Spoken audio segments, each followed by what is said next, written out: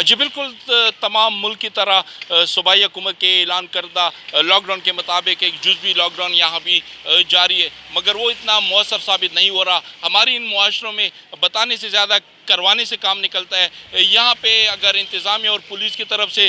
تھوڑی سی سختی نہیں ہوتی تو پھر لاک ڈاؤن مکمل طور پہ ناکام دکھائی دے گا، اور عام لوگوں میں اس طرح کی آگاہی بھی نہیں ہے، اور نہ ان کا رویہ اس کورونا کی طرف اس طرح ہے کہ جو